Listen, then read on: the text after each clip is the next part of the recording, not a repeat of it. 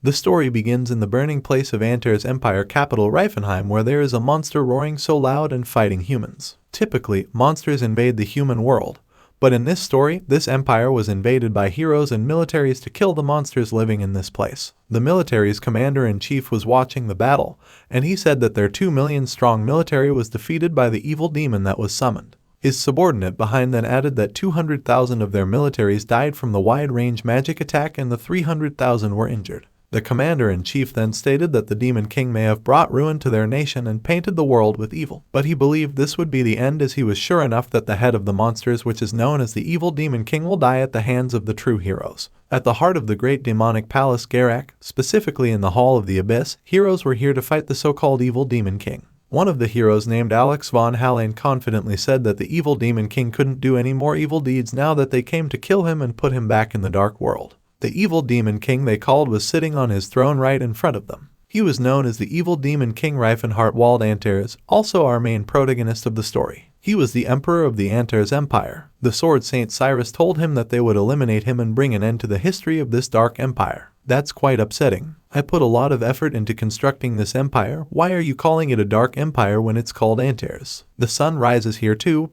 you know, Rifenhardt replied. The martial king, Tesslon, activates his flame while angrily saying, "You're growing demons here. When you are gone, the corrupt monsters, demonic nature will disappear too." Rifenhardt doesn't like how Tesslon called the beasts a demonic nature, since he only taught those beasts human tactics. Those beasts lived all their lives being mistreated, so he taught them a way to retaliate, so he could not believe how Tesslon said they're corrupt. For him, those beasts were just doing things that humans do. At this moment, he asked the heroes if they had all defeated his 4 heavenly kings. Cyrus then answered yes and proudly said that the dirty orcs of Rifenhardt don't match his sword. Upon hearing what he said, Rifenhardt then concludes that Cyrus was referring to his brave great orc warrior named Tathit. Even if orcs may look barbaric, but for him, orcs are innocent species of hunter-gatherers and never betray their own kind. They also protect the weak and fight the strong, so he doesn't like these heroes treating those beasts as wild monsters despite the fact that they don't wash regularly. The 4 heavenly kings, the sickening monstrous troll just paid for their sins, Tesslon said with crossed arms, and mentioning the troll made Rifenhardt conclude that Tesslon was referring to Gurat Athelka. He knew that trolls were a bit scary looking, but what Tesslon said is too harsh for him, knowing that trolls were just nature lovers who focused on spirituality. Saintess Ellen then stated that those evil dwarfs who worshipped the god of darkness have also been brought to justice. Rifenhardt was so upset since he knew it was Michellen. He also doesn't like how Ellen called the god of dwarves, Alpoth, as god of dark. For him, these heroes were so arrogant for thinking all gods other than the Slayer and the 12 gods are just evil beings. The Mage of Light, Jade Archlight, stated that they had sent the corrupt dark elf to the beyond and was no match to his magic. This time, Rifenhardt was so mad and screamed that these heroes were begging to be killed. "You're finally showing your true colors." The dark elf was a demon that had fallen to the dark side. "We give no pity to such creatures," Tesslon said. "Dark elf? Yeah, her skin might have been darker than yours, but it's because you humans cut down the trees and she had to evacuate to the barren lands. You're going to treat a pure-blooded high elf like a dark elf just because she got tanned," Rifenhardt replied. The heroes then activate their powers while Alex utters that he will avenge the dead humans with his sword. Rifenhardt was trembling in anger, knowing that these people won't really listen to him. He also questioned them as to who will avenge the otherworldly dead. Alex then screamed, saying that Rifenhardt was so despicable. He also concludes that the monsters wouldn't have fallen to the dark side and lived their fated normal lives if it weren't for Rifenhardt's evil power. Rifenhardt possessed his magic power and the heroes started charging at him. To these heroes, otherworldly species are nothing more than species of the dark who want to live as more than slaves. And just for that, they think beasts are worth killing. "If that's the case, I will become the Demon King you wish me to be," Rifenhardt angrily shouted. Despite that his magic is so powerful, the heroes still charged at him with the intention of killing him. Rifenhardt this time started crying, thinking about the dead otherworldly species killed by humans. Rifenhardt was an ordinary great mage, although being a great mage isn't very ordinary. Humans do not see otherworldly specialty as equal, intelligent creatures. Elves are seen as pretty servants who just happen to live long lives. Dwarves are slaves who are good with their hands and mining. Orcs are good for menial work. Trolls are used as ingredients for healing potions. They are seen as slaves with neither ego nor will. Rifenhardt was incredibly shocked to find these beasts' forgotten culture and how deep it ran. He got to know the beasts himself and even their cultures. He got to learn spiritual magic from the elves and sorcery from the trolls. By combining them, he was able to reach 10-circle magic for the first time in history. He continued to interact with them, which changed his outlook on life. He could no longer watch them be treated as slaves and began rescuing them. It became harder to trick the humans as his territory grew, and the humans began sending knights to raid them. The humans continued to raid them, destroy things, and loot their lands, and Rifenhardt and the beasts continued to move elsewhere. All they did was fight back when attacked, but they somehow ended up taking over more land and their town grew in size. It became bigger and bigger until it became the Antares Empire. He ended up establishing the Antares Empire, but it wasn't that he hated humans. He just believed that the otherworldly species were not inferior to humans. They did not carry out any kind of retaliation against the humans, and this is what came out of that. Even if the citizens of Antares all agreed that this was a great place to live, the humans argued that it was just the evil spell of the Demon King making them so. Rifenhardt does understand why they would think that since his army consisted of ogres and goblins. They're not the prettiest species to exist. But to kill his people for a reason like that is unacceptable for him. He proclaimed that he has a duty to protect his empire, and if there was a law that allowed murder, he would eliminate that law and put a new one in its place. He attacked Alex with magic and Alex vomited blood and flew away then fell to the ground. Tesslon was worried for his companion. Rifenhardt at the same time stated that these people were just called as heroes because they're proficient with both the sword and magic, but in reality, he believes these so-called heroes haven't achieved mastery in either. To put it nicely, Alex for him is just well-rounded but not strong. He also concludes that heroes only survive to the end in stories. In reality, it's best to dig one well. He killed all the heroes until only Martial King Tesslon left, the man known for his strong physique. The others were not difficult to defeat, but Tesslon was different since this guy actually dug just one well. Tesslon charged at Rifenhardt with his powerful flame and tried to punch Rifenhardt. Rifenhardt luckily dodged, so Tesslon ended up punching the ground, causing it to shatter. He runs to Rifenhardt once more, stepping on the shattered ground and trying to attack. Still, he ends up punching the wall. Rifenhardt ran away from him and just waited for a perfect chance. While running, he looked at Tesslon and saw this strong guy jump toward him. Rifenhardt immediately cast magic to block Tesslon's fist, and Tesslon at the same time screaming that the victory belonged to them. He then punched Rifenhardt with his full force, causing Rifenhardt to slam on the ground and spit blood. Rifenhardt coughed and still dared to say that he blocked Tesslon's punch with his magic. Tesslon then said that he already expected it from the leader of demons. Rifenhardt was suffering in pain and even felt that his spine was broken, which makes him believe that he might die at this rate. One thing in his mind is to kill Tesslon, but then he believes there's no possibility of him winning against Tesslon at this time. He stood while the flaming Tesslon slowly walked toward him, saying that he would send Rifenhardt to judgment. "Yes, you win, good for you," Rifenhardt answered while holding his painful head. At this moment, Tesslon assumes that the others will finally be free of their demonic restraints. Rifenhardt grits his teeth out of anger. He plans to give up, but he can't. With how Tesslon said that those other beasts would be free of their demonic restraints, it seemed like he meant that living as slaves is their natural fate, which Rifenhardt cannot accept. It made him more mad and decided to still fight until his death. He summoned the Eye of Time and Space, a magical artifact he found in an ancient ruin that has a very powerful magic that even he, a 10 circle, has yet to decipher. Tesslon then asked him angrily what he was trying to do. The Time and Space Regression Spell, a spell that turns back time and destabilizes God's providence. Rifenhardt uttered. He started possessing the power of the artifact despite that he wasn't sure if it would work. At least, he wouldn't lose anything from it. He challenged Tesslon to stop him from activating it, and Tesslon then charged at him with a clenched fist. Rifenhardt successfully activates the artifact, telling himself that he cannot die. Tesslon grits his teeth the same as Rifenhardt. Tesslon punched the artifact Rifenhardt was holding and a silhouette appeared where they were fighting. Two humans fought and suddenly vanished, leaving the artifact being activated. Meanwhile, the birds were chirping outside a house made of wood. The curtains inside the house were waving. The sound, the warmth, and the comfortable feeling felt by a young man residing inside. He woke up and immediately got up and was surprised that he was really alive. It seemed like he was Rifenhardt. He cannot believe that he succeeded in using the spell that he couldn't decipher even half of it. "I know I'm a genius, but I didn't think it would work," he uttered. He was looking around, wondering where he was, and he concluded that he might have jumped the timeline, but still, he can't remember that he's in a place like this in his past life. His looks this time seem to be the young boy Tesslon. There are a lot of questions in his mind, including his current age. He gets off the bed while he utters that most young men will cry over because of his physique. But the moment he checked himself in the mirror, he was puzzled since it wasn't the body he expected. What's with all these calluses? This body is all scarred and covered in muscles. It's so disgusting. A mage only needs to be skilled in magic. What's with this useless six-pack? He uttered. He knows that it was weird for him to comment about himself, but he still clearly remembers that his body during his youth swept several ladies off their feet.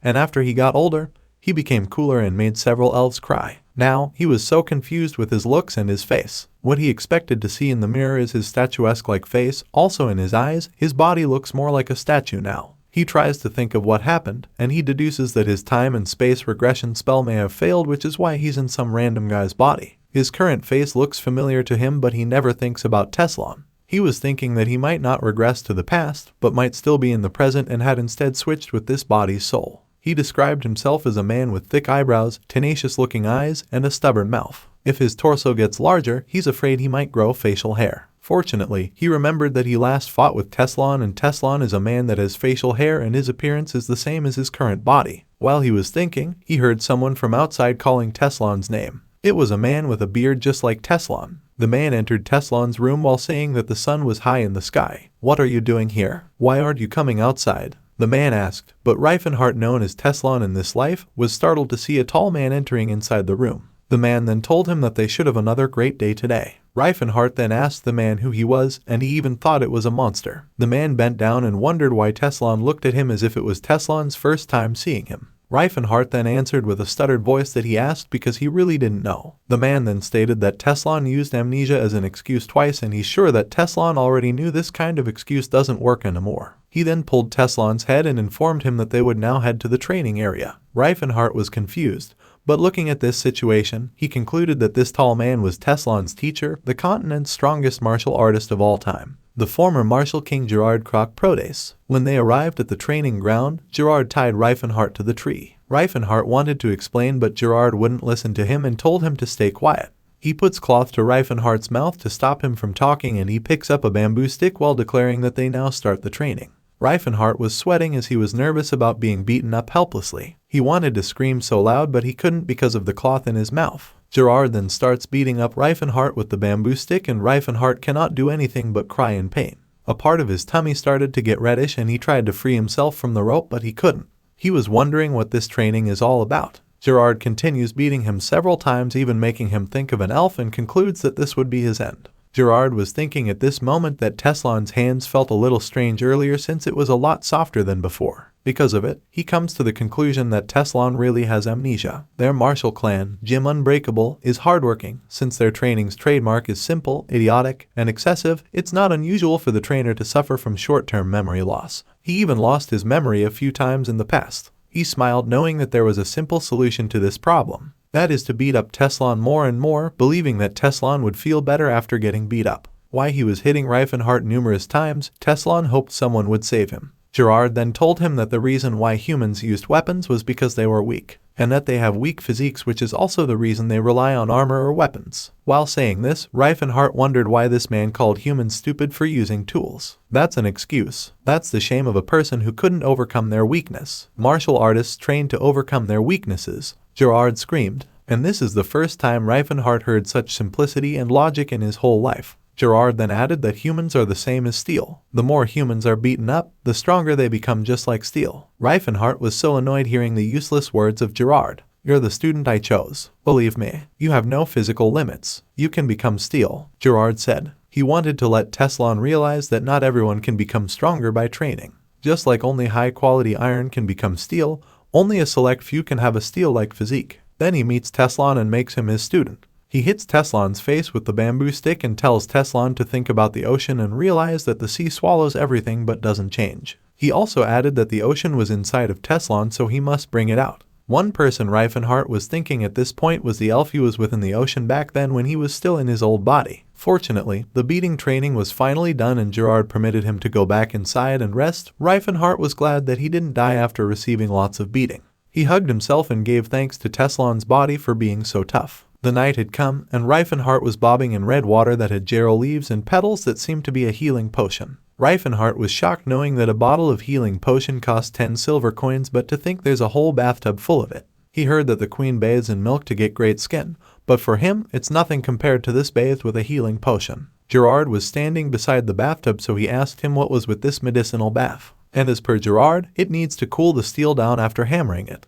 After training the whole musculoskeletal system just shy of death, Rifenhardt recovered quickly by using the power of aura and recovery potions. This way, he believes his current body will recover before it gets sick and will become stronger. Now, he realizes that the training method wasn't completely insane. He fought Tesslon personally, so he knows how tough Tesslon's body is. He's also sure Tesslon repeatedly did this training since he was young. He goes deep in the water while thinking that he's certain this is in the past life. Since he possessed Tesslon's body, he wondered where his body was and what happened to his body now. He wasn't sure if the young Rifenhardt existed, and he questioned if two of the same souls exist in one time-space dimension. If it can, then he concludes he can construct two hypotheses. First, the future Rifenhardt and he, the one inside Tesslon's body, coexist with the young Rifenhardt. Second, in the young Rifenhardt's body is Marshal King Tesslon's soul. The next day, Gerard then gave Rifenhardt lots of meat and asked him to gobble it up. Rifenhardt then started eating it while Gerard was telling him that the overworked body needed to have its nutrients replenished.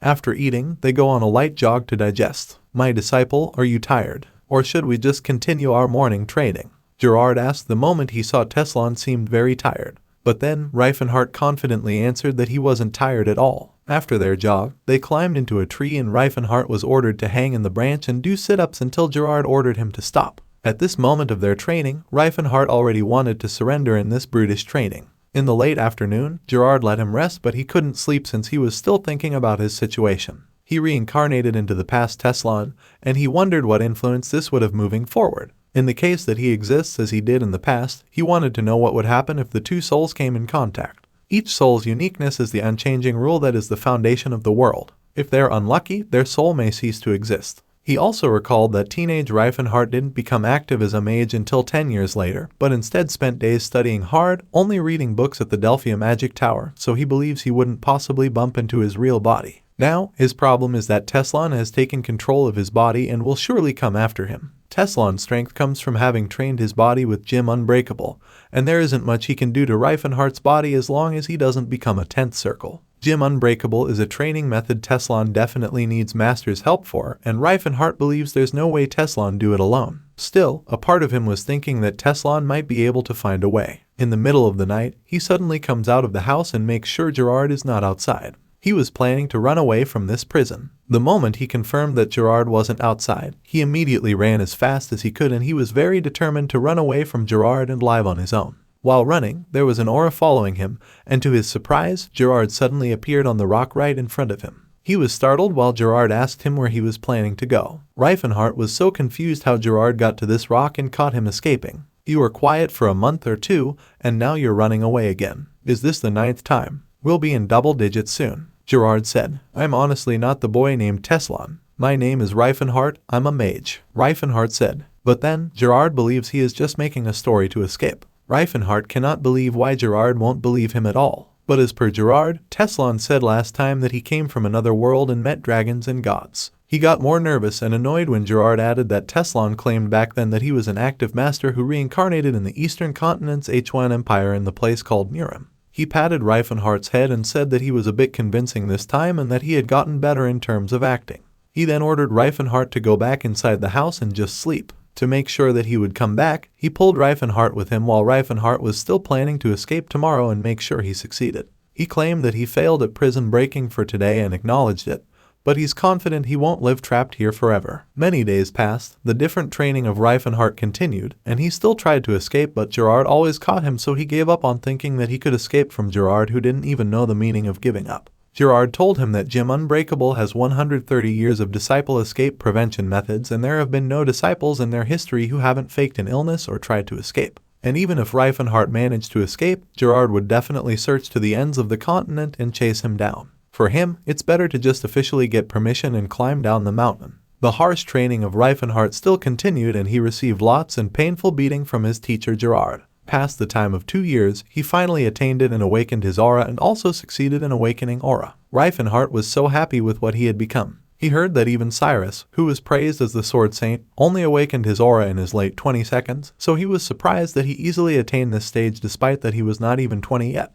Why are you shocked? With the training of Jim Unbreakable, something like this is obvious, Gerard said. According to him, if Tesslon stimulates the survival instinct along with physical training, the will of life increases his vitality, and that increased power manifests as aura. He was holding a mace while saying that this weapon doesn't even hurt right now for Tesslon, so he threw it away and declared that they should now move to the next step. Rifenhardt then asked him if they were now going to learn some normal martial arts, as he was hoping to descend the mountain soon enough. Unfortunately, Gerard declared that the next step is now sparring training with him. Rifenhardt was so puzzled. He was scared knowing that his strength wasn't comparable to Gerard's strength. The sparring between them continued for 3 years. One day, Rifenhardt went to the Vasily Kingdom in the southern region exactly at the Larchid Mountains, a deep rough terrain. There was a fall in this mountain, and in the middle of this falls is where Rifenhardt did his other training. He possesses his awakened aura and prepares to attack using his Calamity Horn technique. This time, his aura became stronger compared to 3 years ago. His body also becomes more bolder. He composed his body, and the moment he successfully channeled all of his strength in his fist, he immediately charged at the mountain and punched it strongly. While doing it, he wondered if his third superposition was his limit, and he thinks he just has to do it a bit more for it to work. Calamity Horn is one blow that Rifenhardt strikes after channeling all of his strength in one spot of his body. Because the sight of him concentrating on the aura looks like a horn, it got the nickname of Calamity Horn. He wasn't satisfied with his blow, so he was thinking of somehow polishing this to the 4th superposition. The Calamity Horn's final stage is the 9th superposition. The punch that sends 9 ripples can apparently even kill gods. But the Tesslon he knew had 7 superpositions as his limit, and even his master Gerard could only perform the 8 superpositions. Gerard told him that he needed to at least reach the 4th superposition to descend the mountain. At this point, Rifenhardt was aware that Gerard had gone down to the village for the first time in a while, so he believed Gerard would take this time and have a drink before coming back. He stares at his hand, remembering that in the past, he would have taken this as an opportunity and ran away. But now, he changed. He decided to end his stamina training here. He suddenly possessed some magic power and called Delphir Stellan, wishing it to become the bullet made from air to hit his enemy. He attacked the tree in front of him with this power called Hero Bullet, but then, the tree only gained a scratch from his attack. He feels disappointed, thinking that his body isn't supporting him. Although he vividly remembers all of his magic knowledge through his artificial flashback, his mana isn't building, and this stone body of Tesslon has no arithmetic ability, so he doesn't know if he can still become a mage. All of a sudden, he felt some energy which he believes doesn't belong to a human. He stares at the area where the energy came from and sees a beast come out and look at him. It was an orc holding a sword. Rifenhardt was not scared at all, since beasts were his friends in his past life. "Human, you pretend you didn't see me, that I won't kill you," the orc said. Judging from the orc's size, Rifenhardt believes that this orc is probably 3 or 4 years older. He also noticed that this orc seemed like a runaway and possibly escaped from somewhere like the arena. Rifenhardt smiled a little, knowing that this orc was trying to talk it out since he was not hostile. Indeed, a prideful race that doesn't want unnecessary killing even in such a situation. "Young orc, is someone chasing you?" he asked. The orc was surprised by the fact that this human in front of him knew the language of grace. Rifenhardt then proudly said that he had a fateful encounter. A blessed encounter it was indeed, the orc uttered, and he then honestly told Rifenhardt that he was being chased. Rifenhardt then offered to help him and asked him if he would trust him. The orc then told him that he was like a brother to him since he knew the language of grace. In addition, he can sense Rifenhardt's genuine kindness in his very soul. But then, helping him, an orc, would only put Rifenhardt in danger, so he doesn't want to accept the offer. Rifenhardt was glad to hear an eloquent speaker orc, which made him believe that this orc is from a good bloodline. He then told the orc to trust him since he was confident with his current ability. He then activates a magic and informs the orc that this magic will conceal him. The orc was shocked and asked him if he was a mage. Rifenhardt then questioned the orc if it was strange for him to be a mage, and the orc said yes because of his body. Rifenhardt was too stunned to speak. Fortunately, the orc gratefully accepted his kindness and concealed the magic he activated.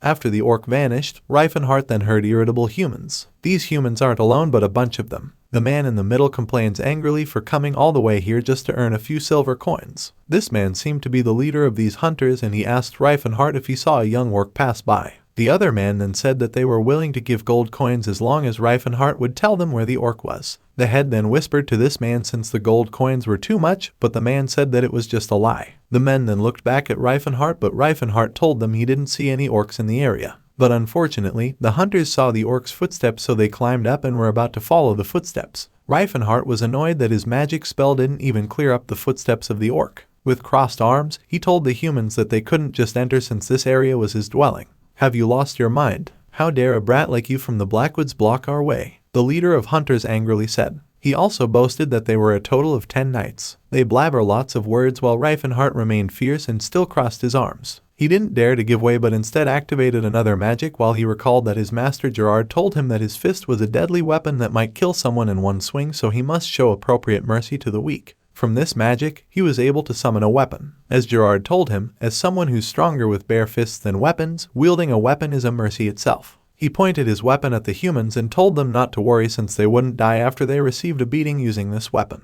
Jim Unbreakable's clan focuses primarily on unharmed martial arts, but that doesn't mean there's no weapon training at all. The men weren't scared of him at all. Rifenhardt grits his teeth and hits the men one by one with his weapon. The remaining men then charged at him with swords, but he managed to hit them while he remained unharmed. However, the sole purpose of the club arts, the only weapon technique, is not for combat, but more to rigorously train disciples, so it specializes in striking all over the opponent's body. There are no defensive moves, only offense. While fighting them, Rifenhardt believes that these mercenaries were making a living using their swords. Someone hit his back with a sword, but he wasn't affected at all. The sword was even crippled, which shocked the mercenary that owned it. Rifenhardt then hit him, but at the same time, he was shocked that the sword didn't work on him. He knew this was now his own body, but this was a bit too much for him. In addition to this club art technique, its best part is that it doesn't kill any opponents. It was just for beating them, punishing them for challenging him. Knowing that this weapon wouldn't kill these men, he beat them up numerous times and told them not to worry since they wouldn't die with it even if their joints broke and their bones got smashed. The men received more beating and none of them was able to fight back. In the end, they trembled in pain and hoped someone would rescue them. The head of these mercenaries pointed his sword at Rifenhardt and ordered him to say his name. "Tell you, it looks like you still haven't gotten your act together," Rifenhardt answered. He then hit the man with his club and told him that it wouldn't be fair if he was fine while his friends were not. The men got up and decided to leave. Rifenhardt's weapon was already broken, but he enjoyed beating the mercenaries, which made him think to take in disciples and give them a good beating later on. Unknowingly, he was getting influenced by Jim Unbreakable's philosophy. After the mercenaries left, the orc then came out and gave thanks for Rifenhardt's kindness for helping him despite that he isn't a human. "Savior, I will not forget this day until my life ends. I'll surely repay your kindness," the orc politely said and even bowed down his head. Rifenhardt then asked him if it was okay for him to bow down his head as a warrior so easily. The orc then replied that Rifenhardt saved his life and even opened up a new path for him. He proclaimed that Rifenhardt is now his mentor and he's willing to draw his sword for him when the time comes. In the culture of orcs, a mentor is seen as a guide in life, someone to be revered.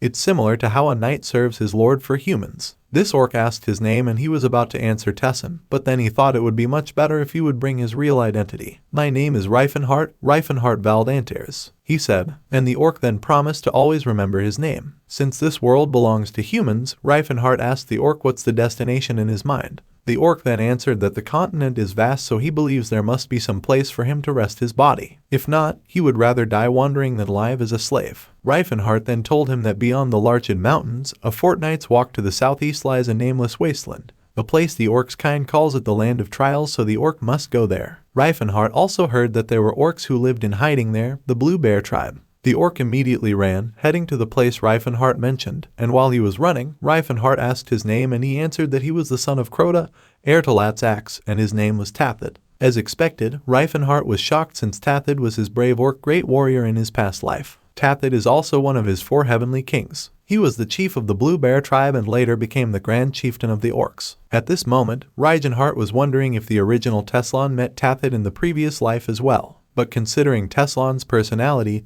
he believes Tesslon wouldn't have helped an orc. "Seems like fate has taken a turn," he uttered. He was staring at Tathid from above while thinking that it was a fascinating fateful encounter. He smiled, remembering his empire and his people, also his past appearance. He was hoping that all of them would meet someday. These beasts are his true friends and family, a descendant of the brave warrior. Another half a year has passed since the strange encounter with Tathid. Up until this point, Gerard still trained Rifenhardt and taught him the Kai bullet technique. The flame scares Rifenhardt so much, but he managed to activate his spiral guard on time and blocked the attack. Gerard was so proud of him for doing the right thing, and he said that Tesslon's spiral guard had ascended to a summit. "I remember it like yesterday when you insisted that Tesslon is Rifenhardt after taking too much beating," he said, and Rifenhardt was annoyed and asked him why he needed to bring up something that happened 6 years ago. As per Gerard, it's already been 6 years since he started teaching Tesslon, and now he can see that Tesslon has gotten quite stronger since then. However, he cannot explain why Tesslon is still so small. "What do you mean small? I'm over 190 centimeters, Rifenhardt answered.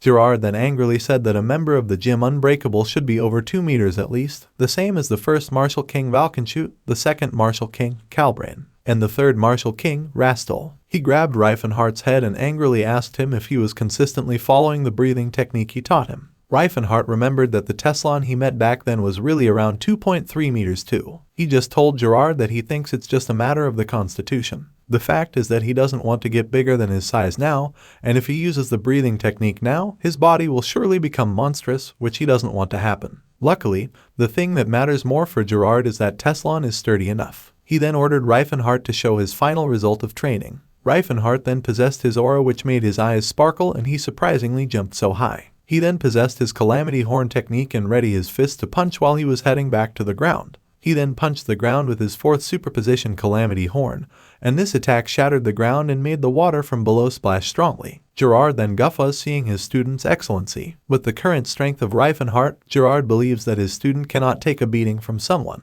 Rifenhardt was speechless that after a year, he finally did the 4th superposition Calamity Horn. It seems it's almost time for you to head out to the outside world, Gerard stated, but Rifenhardt was confused. You've done a great job, Rifenhardt, my disciple. You're free to leave as you want now. I am indifferent to whether you become a person of good or evil, leave the life that you want, Gerard stated, which surprised Rifenhardt. Gerard then told him that it was the price of the training he had endured until now. Rifenhardt was speechless and he only uttered the name of his master. According to Gerard, there's something their 3rd martial king, Master Rascal, told him 60 years ago and told him to always remember it. First, it is fine to accumulate wealth, but try not to gain in just once. At that time, Gerard was confused since Rascal also told him before that it was fine for him to become a villain. Rascal then explains to him what he was saying is that if he supposedly wants to, at least he should be a dignified villain or have a style at least. Second, Gerard must stand by the side of the unjustly treated whenever possible, since it is better to live praised and respected.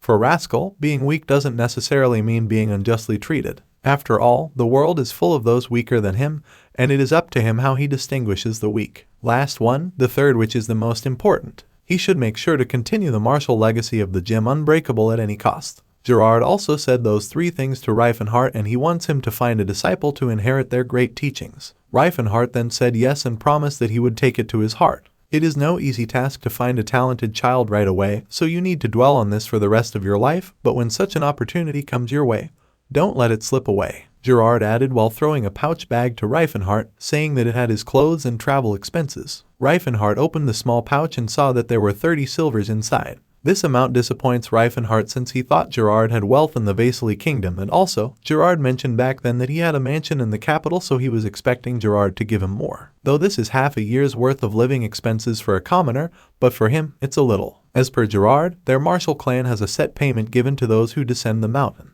And nowadays, they have raised the fee to move with the inflation, but back in his days, it was around 25 silvers. He also handed a map to Rifenhardt while telling him that he could find a small present that he had personally left at the Settlard Mountains, and he just needed to follow the map. He can visit the place anytime if he wanders nearby. Rifenhardt then checked the map, and after that, he then prepared to leave. Before he could leave, he looked back at Gerard while thinking if it was really fine for him to descend in the mountain. Also, he wasn't sure if he'd really been freed from here. All of a sudden, a strong fire technique appeared made by Gerard. He got scared and uttered "Mamma Mia." He then saw Gerard, hoping that he would not mourn over partings and would run with an iron resolve without looking back. For him, his disciple Tesslon is the inheritor of the greatest teachings on earth. Rifenhardt immediately ran away from him while screaming in fear, thinking that his master would beat him once more. Several days in the faraway village, the chief of the village went to the inn where the noble knight resided just to ask for payment. His subordinate tried to stop him, knowing that it was very dangerous, but the old man wanted to say what he needed to say. As he entered inside, the noble knight asked him what was the matter. The village chief then requested him to make the payment of the food that he and the other knights have had until now. This knight was annoyed and flicked 1 gold coin to the village chief, believing that this 1 gold was enough. The village chief catched it and stared at it for a while, so the noble knight thought that this old man had probably seen it cut for the first time. But then, the old man bravely said that this 1 gold wasn't enough for everything they had consumed. The noble knight is mad and concludes that the old man thinks he doesn't know the market price since he's a noble. "How dare you make a mockery of a knight?" he said while punching the helpless old man. The village chief looked at the noble knight with anger, since he didn't like how this knight was as good as bandits and took over their homes and hoarded their food, all for a measly ducat without considering the transportation and labor costs. "What's the matter, Sir Edward?" a man who suddenly came asked. The noble knight, Edward, then answered that it was nothing. He called this newcomer as young Lord Stefan, and behind him was an elf. Truly despicable individuals. "This is why you must not pay mercy to peasants, since they lose the sense of their places," Stefan stated.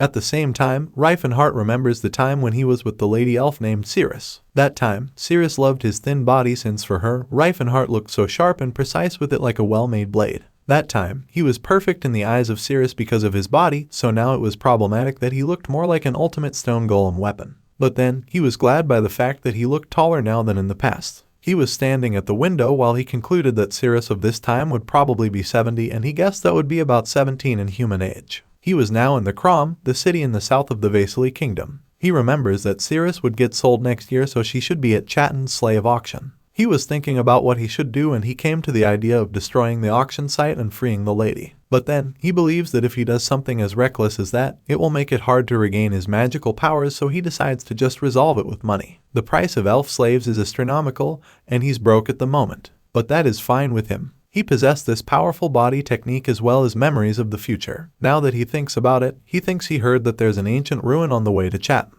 At the other village, Stefan went to a mage and asked if he still could not figure out the location of the ancient ruins. The mage then told him to wait a bit more since he was still in the process of searching it. This mage is Todd, 35 years old, and he's located at Delphia's Mage Tower and was known as a mage specialized in archaeology. After a few more minutes, Todd finally locates the direction of the ancient ruins which were in the mountain and where the renowned swordsman Claude von Leader's Altian was buried. It has been 3 days since Rifenhardt left Krom. He's now heading north toward the Hatton Mountains on the Central Road. He did hear that the former martial kings went around topless even in the winter, although he didn't want to do that. Artificial flashback, a secret technique of the ages that allows him to revive his memories at any point in time. He used that to recall his memories about the ancient ruins of the Hatton Mountains. Before his regression, there was a mage named Todd whom he met at Delphia's Mage Tower, and that mage told him that he explored those ruins with the Altians. He has actually been there in his past life too. He managed to find the real treasures that Todd's party missed. He sold all of them and got more than 2,000 gold coins at quite a profit. After a long walk, he finally arrived at the cattle village. One of the buildings in this village is where the people are discussing what they should do, knowing that the Valley of Death isn't a place they are allowed to go near. The old man then said that the nobles demanded a guide and something dangerous might happen to them if they rejected them. Some of them were mad at the nobles, but the old man told them to turn down their voices to make sure nobles won't hear them. The other man also said that he would go and guide the nobles. He even prepared his bow and arrows while saying that he knew the mountains the best in the village, and he was also confident he was the only one viable candidate. His wife cried and was worried for him. Even his daughter. Deep down inside him, he doesn't want to go, but he wants to save the people in their village from the nobles. The other men cheered him, saying that he could do it. I can go if you don't want to, Rifenhardt suddenly said while his face was sunk in the window. Ted, the one who volunteered, was startled and immediately aimed his arrow at Rifenhardt. Rifenhardt then told Ted that he was just a passerby who happened to overhear their conversation. The people let him enter and asked him if he really knew the way to the Valley of Death. He said yes confidently and informed them that he had already gone to that place before. One man then informed him that no one had ever come back alive from the Valley of Death. Still, Rifenhardt was very determined to go, and he knew these people would be grateful to him for saving their lives. The Valley of Death is called a dungeon, the remnants of the Silver Age, a long-forgotten time period. 50 years ago, there was a knight from the Altians known as Claude. At the young age of 45, he managed to awaken aura. He went on all kinds of adventures, and his heroic stories were spread all over the Vasily kingdom. But fame creates arrogance. Claude went into the Valley of Death with just one servant and died. The problem was that the demonic sword Altian that he took with him was also lost there. The demonic sword Altian is the symbol of all the Altian family that has been passed down for generations. The efforts to find that sword went on for more than 50 years. At this time, Rifenhardt went together with the nobles, including Stefan von Rapanto Altian. Rifenhardt was staring at Stefan, thinking that this guy was the grandson of Claude. Letitia, the sword with Stefan, said that Stefan is so graceful even without a horse. Stefan then said that he felt better upon hearing her words. Staring at the elf, Rifenhardt instantly believes that the lady is a slayer elf, and he could say that both were having fun together. Rifenhardt also noticed that there was just one saint in this party, and he concluded he was Scylla, who looked so young, and he wondered if this person could now use proper divine spells. Scylla looked like a lady, but the fact is that he's a male. Beside Scylla was Todd, and Rifenhardt wanted to approach him since it was nice for him to see Todd once again after so long. But then, he can't open a conversation since both have been so deep in conversation. He still remembered that he and Todd even rambled during their younger days. Now, he feels a different atmosphere between Todd and Scylla. He then concludes that Todd likes Scylla, which shocked him, thinking that Todd might be gay. While thinking, Edward talked to him, telling him that he made the right choice. Rifenhardt then deduces that Edward was referring to him for choosing them to guide the way. He said it wasn't a big deal. Edward then mentioned the villagers were all too scared to take the job. Rifenhardt then said that it was understandable that those villagers were scared. What could possibly be so scary when the kingdom's brave knights are accompanying us? Edward answered. And because of his arrogance, Rifenhardt was so annoyed at him. Rifenhardt believes there really is no knight in the world who isn't full of himself, and that chivalry makes narcissists out of men. While heading their way, they suddenly heard a loud scream. Every one of them was clueless, and a strange thing appeared and headed their way. It turned out that it was a monster. These monsters transformed and charged at the humans. Stefan then declared that it was an ambush, and he commanded them to get into their formation. These monsters are hairy, with flaming eyes, and have sharp nails like birds. "How dare you disgusting monsters try to attack us, humans blessed by Slayer," Letitia said. And Stefan at the same time ordered his men to attack. Todd then attacked the monsters using his fire chain, and he eliminated some of the monsters. "Dear Phalanans, please permit them fortitude and bravery," Scylla uttered. While they were all fighting against monsters, Rifenhardt was shocked watching, and he could see that everyone wasn't bad at fighting, especially Stefan. Of course, that's from the perspective of a mage. If he considers their skills from a martial artist's point of view, they're all pitiful. He then remembers his master Gerard and tells himself that his master isn't prideful for no reason. There were also orcs traveling with them, and they were porters. This time, one monster charged at the orcs, so Rifenhardt interfered and killed the wild monster with his fist. The monster broke into pieces, and Rifenhardt was relieved that no one saw his technique. If Todd's adventure story was true, Rifenhardt concludes that Ted would have died in this place. The captain of this expedition is the Altian family's Stefan. Rifenhardt can't say if he's a bad person, but he can really see that Stefan really doesn't care about his surroundings, which would be the reason why the guide would surely die. During the commotion, Scylla noticed that Rifenhardt was just standing still, so he instructed him to hide behind a tree since it was too dangerous. This time, Rifenhardt then deduces that Scylla is a bit better than Stefan. The monster suddenly attacked Scylla with its feather technique, but then Rifenhardt didn't feel any pain at all. He was confident that these things couldn't hurt him, not until he was struck in his eyes, causing him to scream. He then punched the monster who dared to attack him while saying that there were still tears left in him that he hadn't cried during training.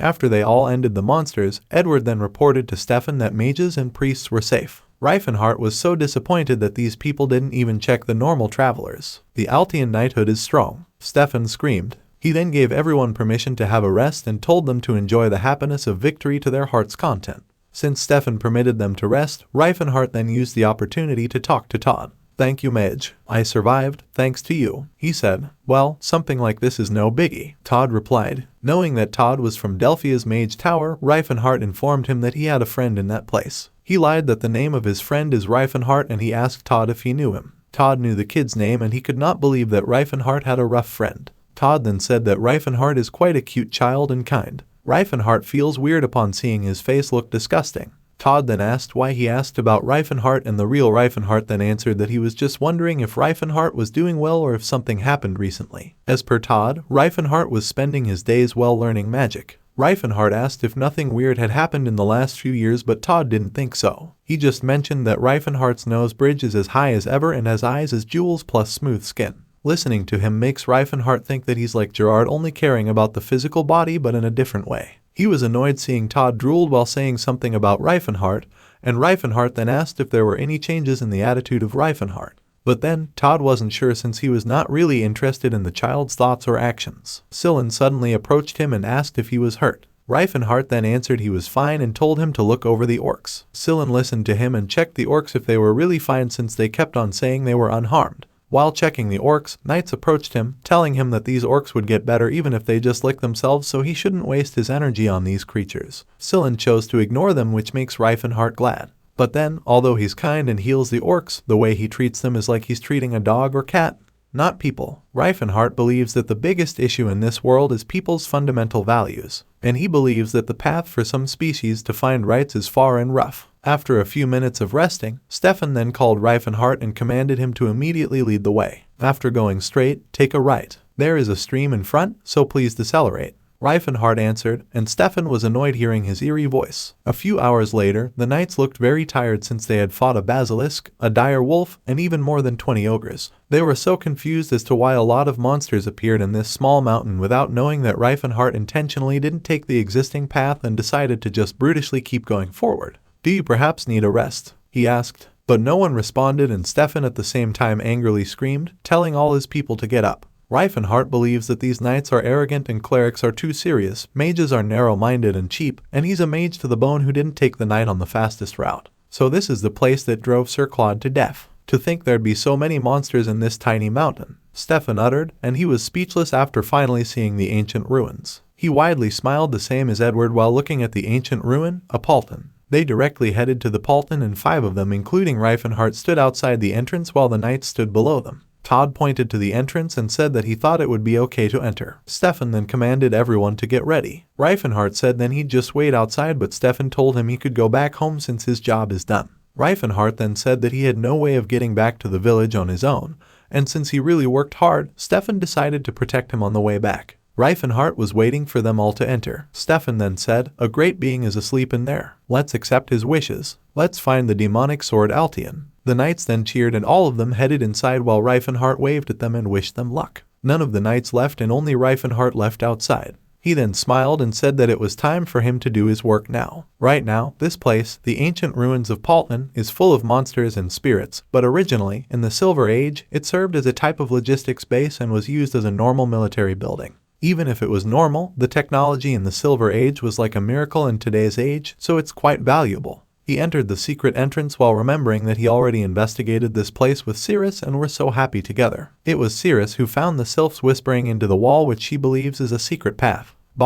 They managed to open it and Cirrus kissed him that day. Recalling the things he and Cirrus did in the middle of a danger zone makes him feel thrilled and drool. He arrived at the second secret path and still remembers that the password had Libra's left as a base mixed with Aqua and Terra's seal in reverse. Luckily, he basically has the answer in his hand. It's not as easy as he thought because he doesn't have enough mana and he blames Tesslon's body's brain. Fortunately, the secret path had opened. He then took off his clothes, but he didn't throw it away since he spent 10 silver coins on it.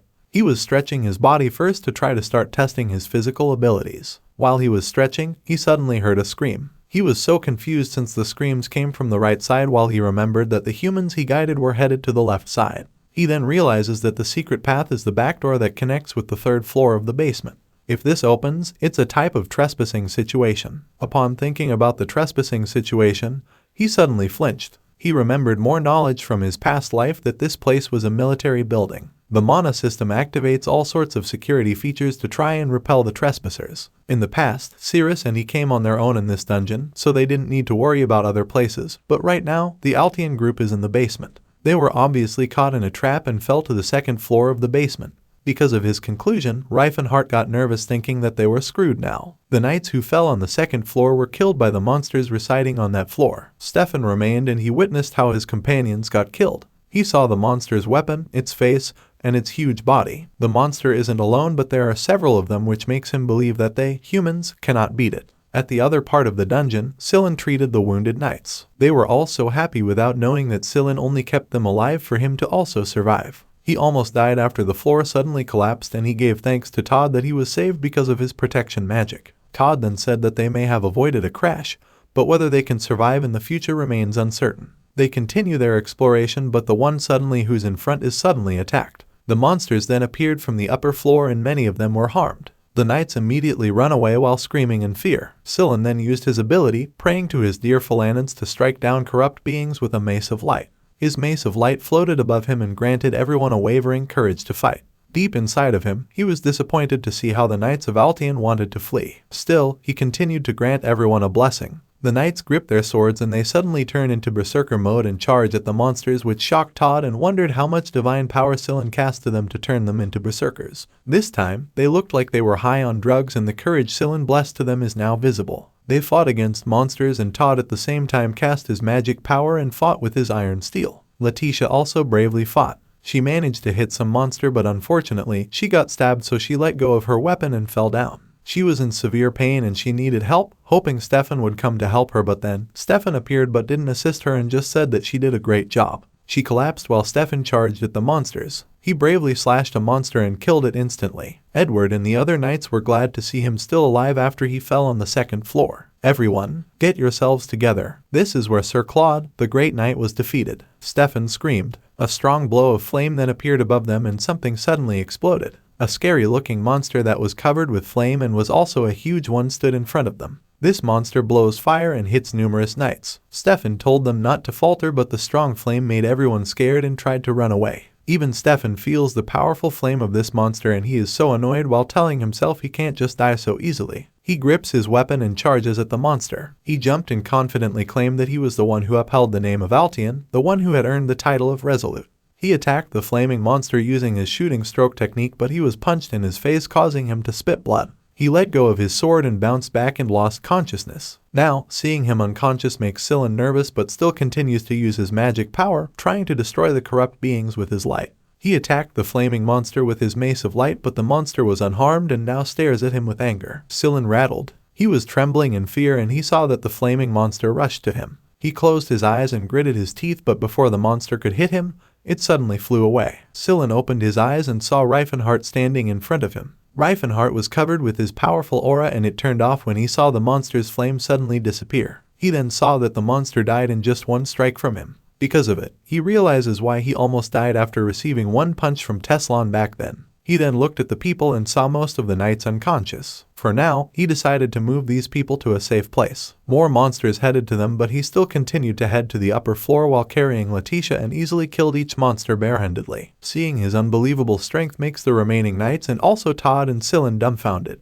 Meanwhile, Stefan finally regained consciousness. Upon seeing his surroundings, he was shocked to see corpses of monsters. He then asked Edward about what happened, and after receiving a response from Edward, he was shocked as he couldn't believe that their guide, Rifenhardt, was a martial artist. He then approached Rifenhardt and admitted that he failed to recognize someone of such esteem. He asked Rifenhardt's name, and since Todd knows about the boy named Rifenhardt, he just told Stefan that his name is Rifen. Edward was thinking of someone with this name, but then he realizes that it was his first time hearing this name, and because of it, he doubts that Rifen was really strong, since for him, if Rifen was really strong, he should have heard of him. Stefan at the same time asked Rifenhardt about his family's background, but Rifenhardt answered that he didn't have one either. Stefan was shocked to know that Rifenhardt was just a regular person. He really thought that Rifenhardt was a noble's child traveling for experience. And now, it turned out that Rifenhardt was a regular person with no background to show unsightliness, which he didn't expect. Looks like you wrapped up what we pretty much finished. You've done an okay job, you were a decent help, he said while tapping Rifenhardt's shoulder. But then, Rifenhardt pushed his hand away and told him that he was the one who wasn't of much help. Stefan was mad at him and told him that he must show respect to the Altian family. Edward asked him to calm down and said that a normal person doesn't really know about the etiquette. Stefan then agreed, since for him, Rifen is someone who doesn't have a proper upbringing. He then asked Rifenhardt who taught him, and Rifenhardt answered with annoyance that he just picked up his abilities anywhere. Knowing that his master Gerard is known throughout the world, he can't just blurt his name out loud. In addition, he doesn't want Stefan to know of his movements either. Stefan won't believe him since he has unbelievable moves, but then Rifenhardt really doesn't want to say anything and just tells him to spend his time taking care of the injured instead of taking his time investigating him. The way he talks makes Edward think that this guy is talking so casually and feels so natural. This time, Rifenhardt pointed at the knights, reminding Stefan that these men needed help. He was aware that Edward was thinking of his way of speaking as full of hubris. It's something they can only see from a person in high places talking down to their underlings. To not even take age into account, unless he really doesn't care about anything, he could be a royal of another country, as Edward was thinking. Right now, Edward is starting to see through the origins of Rifenhardt's hubris. The way of his speech is as if someone older is talking down to their younger counterpart. And because of it, Edward sees him as a strange person. "Excuse me, you said that your name is Rifen, right? How tall are you?" Sillin suddenly asked from behind, and Rifenhardt then answered that he must be around 192 centimeters. Sillin's eyes sparkled and asked him about his weight. But then, Rifenhardt doesn't know since he hasn't really weighed himself. Sillin was so curious about him. He asked what training Rifenhardt had encountered to achieve his body, and Rifenhardt answered that he hit, ate, and lifted a lot. At the same time, he was wondering why this guy was acting friendly all of a sudden. Sillin Phil Maris, who had lost his parents early and was raised in the orphanage, was often picked on as he was weak and pretty looking. Maybe it was because of that he started too long for what he did not have: a healthy body and a deep and loud voice. At one point, he even dreamed of becoming a monk who provided their devoutness through their body. But the reality was far from his expectations. His height didn't change and puberty never came, and for some reason, his hair grew really fast. Despite having such a weak body, he tried to do weight training with the hope of overcoming it, but the only result was an increase in his divine power due to him treating his injuries from the training. As such, he started looking up to people that were muscular, just like what happened to him now while he was staring at Rifenhardt. The way he stares makes Rifenhardt overwhelmed and decides to run away, reasoning out that he needs to scout the exit. But then, Sillin changed him and offered help. Rifenhardt then asked him what happens to those people who get injured while he's not around. Because of what he said, Sillin felt down knowing that Rifenhardt was right after all. Stefan overheard them, so he offered to go with Rifenhardt and commanded Letitia to just stay and help out everyone. He went to Rifenhardt and asked if it was fine if he would go with him, and Rifenhardt then told him to do what he pleased. They both headed to the entrance, and at this moment, even if it's just a coincidence, Stefan can't help but acknowledge Rifenhardt, considering they received help from him. He concludes that Rifenhardt this time is feeling proud of himself for being able to aid a knight.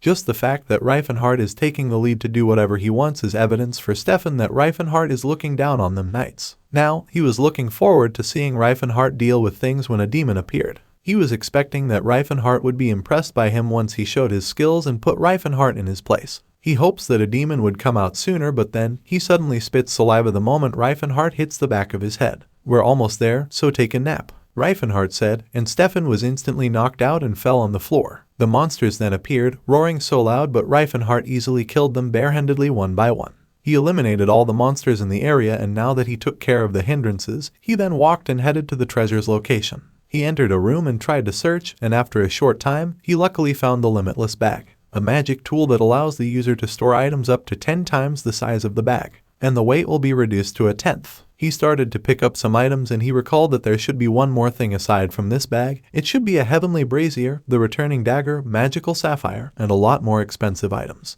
After collecting some of the treasures, he went back to Stefan to check him, and Stefan regained consciousness and asked what happened. Rifenhardt then lied that he was hit at the back of his head by a monster and instantly knocked out. As expected, Stefan was so annoyed as he felt so unlucky since his plan didn't go through. He forcibly gave thanks to Rifenhardt as he thought Rifenhardt didn't leave him alone in the area and even saved him from being killed by monsters. "It's not worth mentioning," Rifenhardt replied, but deep down inside him, he still had more plans to knock Stefan out again.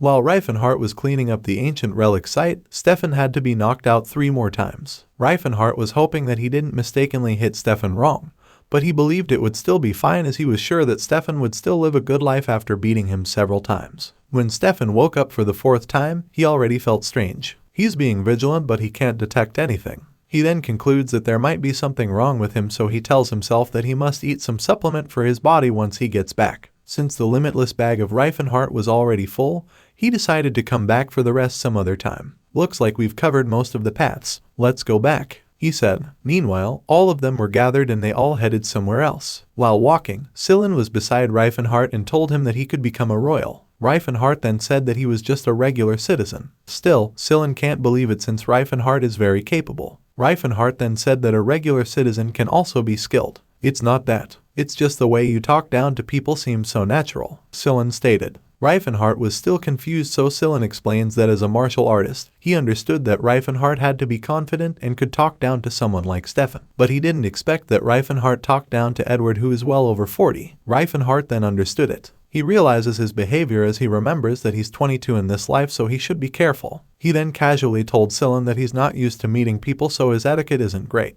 After a moment of walking, they arrived in another room. Stefan then opened the door, and all of them, including Rifenhardt and Sillen, were shocked to see a scary monster. This monster is known as Growlbeast. Rifenhardt was staring at this monster, and he cannot remember in his past life that this kind of monster appeared in this dungeon. As per Stefan, this demon was the guardian of this place. Rifenhardt then wondered if this monster hadn't even been taken care of yet. The monster suddenly roared so loud upon seeing them, and Rifenhardt then told everyone that they must return for now since he believed it would be hard to take care of this monster with their current force. One knight suddenly screamed, telling Stefan to look at the sword the Growlbeast was wielding. It turned out that it was the demonic sword Altion. Stefan unleashed his sword, but then Edward asked him if he really planned on fighting the Growlbeast. Stefan answered yes confidently, and Edward then said it was too dangerous, so they should go back to their family to prepare first since they had found out what they were up against. But then, Stefan doesn't want to return upon seeing the sword being dirtied by this monster. He didn't want to back down as he wanted to take back the sword no matter what, even if the sword is held by a Grim Reaper. He then screamed, commanding everyone to raise their sword.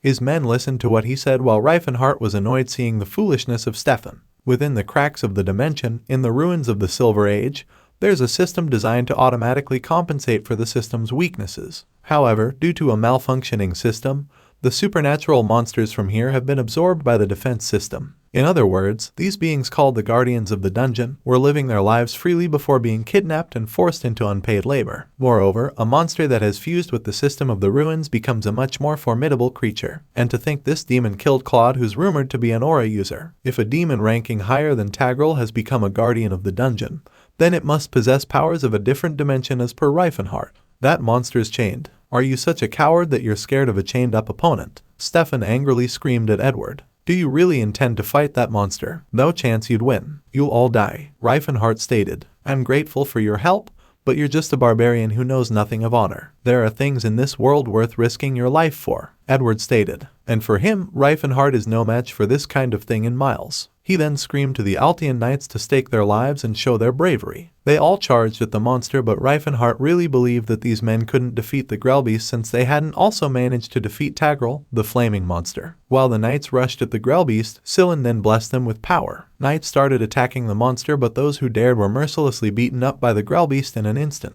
Rifenhardt just sighed knowing that all of these people were so hard-headed. Another man flew away, which disappointed him. Still, they didn't surrender and continued fighting. At this moment, Rifenhardt is getting a rough idea of Stefan since Stefan won't listen to him no matter how he says he can't defeat the Grellbeast. At least, Edward seems relatively realistic, which made him think that Edward might understand his words than Stefan. And as for Stefan, he's actually been holding out against Grellbeast until this point. To put it nicely, he's flying like a butterfly and stinging like a bee. But in the eyes of Rifenhardt, this guy is just making petty scratches. On the other hand, Scylan continued to attack the Grellbeast with his magic power. The Grellbeast was affected a bit, so he continued what he was doing and asked his god Phalanx to unleash a holy mace generously. The Grellbeast was hit by the mace, and Letitia then jumped at the Grellbeast's head and attacked it with her sword. The Grellbeast's blood splattered, and Stefan acknowledged the Lady Elf for doing a good job. Rifenhardt saw Letitia's move and he agreed that Letitia is pretty skilled, better than Edward. In terms of ranking, he could say that Letitia would be number 2. Rifenhardt then concludes that he might underestimate this team too much. In front of him is Todd, enchanting a magic power, trying to cast a blizzard storm. He managed to activate the storm, but then the azure light inside the dungeon suddenly turned into gold. A voice then uttered Hefen Ralter Philota, Ren 2 Bide Phase Talon. It means that the current defense system was overwhelmed and is now transitioning to Phase 2. The transition was in the process and the Grellbeast was roaring. That's all for today. Thank you so much for watching. I hope you guys enjoyed. If you wish to have another part of this recap, please give us at least 2,000 likes. Please don't forget to comment and subscribe to our channel for more content like this. Until next time.